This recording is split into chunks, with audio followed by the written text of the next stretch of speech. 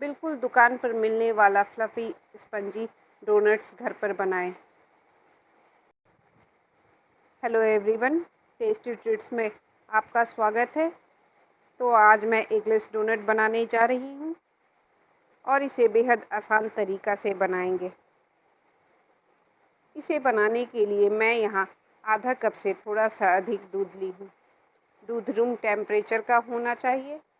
फिर इसमें 3 बड़ा चम्मच चीनी डालेंगे और 1 चम्मच ईस्ट।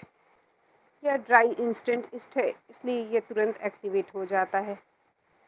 अब इस दूध को हमें तब तक मिक्स करना है जब तक चीनी पूरी तरह ना घुल जाए। चीनी की क्वांटिटी थोड़ा बहुत कम ज़्यादा कर सकते हैं। मेजरिंग कप से मैं 1/4 कप चीनी डाली हूँ। थोड़ी ही देर में चीनी पिघल गया है और ईस्ट भी मिक्स हो गया है। उसके बाद इसमें मैदा डालना है। मैं यहाँ 2.5 कप मैदा ली हूँ और मैदा को हमें छान कर डालना है। इसे आप आधा मैदा और आधा आटा से भी बना सकते हैं और मैदा को हमें छान लेना है। फिर इसमें 1 चुटकी नमक डाल दें और 2 चम्मच हमें दही डालना है। दही खट्टी नहीं होनी चाहिए। अब इसे मिक्स कर लें। इसमें हमें पानी की ज़रूरत नहीं होगी। जैसे जैसे मिक्स करेंगे इसका एक चिपचिपा सा डो बनकर तैयार हो जाएगा। इस मेज़रमेंट से अगर बनाएंगे तो डोनट बिल्कुल परफेक्ट बनेगा और डो गीला भी नहीं होगा। कुछ इस तरह से हमें इसका एक डो तैयार कर लेना है। अब इस डो को प्लेटफॉर्म पर रखें और उसमें 1 चम्मच बटर या घी डालें। फिर इस डो को हमें मिक्स कर लेना है। बटर को हमें आटा में अच्छी तरह मिक्स कर लेना है।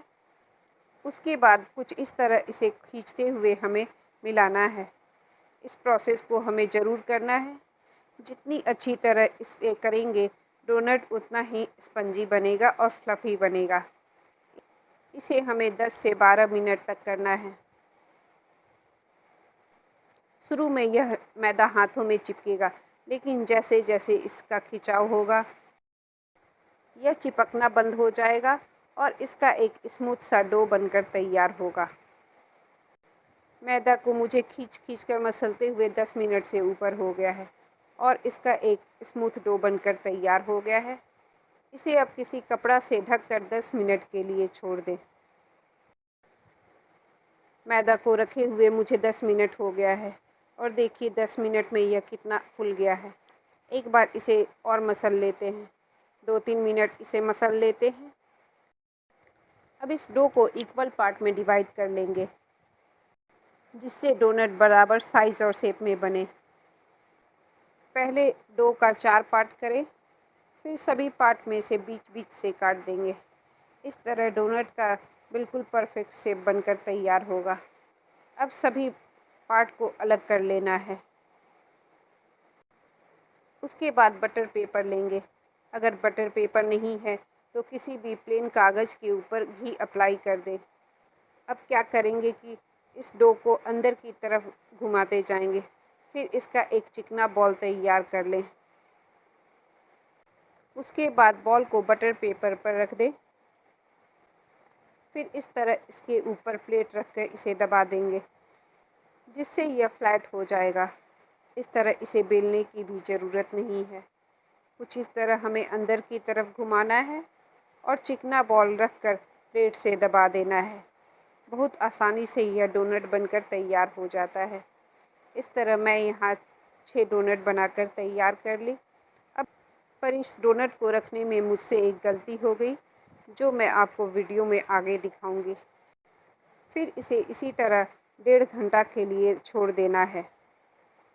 1.5 घंटा बाद देखिए यह डोनट कितनी अच्छी तरह फूल गया है और गैप ना देने के कारण यह आपस में चिपक भी गया है। इसलिए हमें सारे डोनट्स को अलग अलग रखना है। इसे अब बिल्कुल छोटे साइज़ वाले ढक्कन से कट कर लें। मैं यहाँ नोज़ल से कट कर रही हूँ। इस तरह बीच में दबाते हुए इसे अलग कर लेंगे और छोटे छोटे साइज़ को भी हमें बाद में फ्राई कर लेना है। फिर इस बटर पेपर को काट लें। जितना डोनट है उतना काट लेना है यहाँ डोनट्स को रखने से पहले थोड़ा सा गैप दें। मैं यहाँ गैप नहीं दी थी, इसलिए यह आपस में चिपक गया है, इसलिए मुझे इसे ऊपर से भी काटना पड़ा, पर इससे कोई दिक्कत तो नहीं हुआ। लेकिन डोनट को स्पेस देते हुए रखें। इस तरह हमें इसे रख लेना है। इससे डोनट को फ्राई करने में आसानी होगा, वरना वो फूलने के बाद अगर स्लैब पर डायरेक्ट रखेंगे तो उसे निकालना मुश्किल हो जाएगा और तेल में अच्छा से जाएगा भी नहीं। अब गैस पर कढ़ाई रखें और उसमें तेल डालें। तेल जब मीडियम गर्म हो जाए तब हमें बटर पेपर सहित ही इस डोनट्स को डाल देना है। फिर ऊपर से गरम गरम तेल डालें जिससे यह डोनट फूल जाए। जब ऊपर से फूल जाए तब इसे पलट दें और पलट कर बटर पेपर को निकाल लेना है। इस तरह बहुत आसानी से यह तेल में चला जाता है। इसी तरह हमें दूसरा डोनट्स भी डाल देना है और फ्राई करने वक्त गैस का फ्लेम लो टू मीडियम रखें, वरना अगर गैस का फ्लेम हाई रखें तो यह अंदर से कच्चा रह जाएगा। इसलिए डोनट को डालने के बाद तेल तब तक डालना है जब तक यह ऊपर से फूल ना जाए। अगर डोनट की यह रेसिपी आपको अच्छी लगी तो प्लीज़ वीडियो को लाइक और शेयर करें, और अभी तक आपने चैनल को सब्सक्राइब नहीं किया है तो उसे सब्सक्राइब करना बिल्कुल ना भूलें। इस तरह एक एक कर मैं सारे डोनट्स को फ्राई कर ली और सारे डोनट्स बहुत फ्लफ़ी बनकर तैयार हुए हैं। फ्राई करने के बाद आप इसके ऊपर चॉकलेट सिरप से डेकोरेट कर सकते हैं, जिससे इसका टेस्ट और बढ़ जाए। और देखिए डोनट्स कितना अच्छा बनकर तैयार हुआ है। तोड़ने के बाद देखिए यह कितना फ्लफ़ी और जाली वाला बना है। बिल्कुल सॉफ्ट यह डोनट बनकर तैयार हुआ है। तो आप एक बार इस तरीक़ा से डोनट ज़रूर ट्राई करें। मैं इसे बहुत सिंपल तरीक़ा से डेकोरेट कर रही हूँ। इसके ऊपर शुगर डाल दे रही हूँ जिससे यह देखने में अच्छा लगे। मिलते हैं अब अगले वीडियो में, तब तक के लिए बाय बाय, टेक केयर। और इस वीडियो को देखने के लिए आपका धन्यवाद।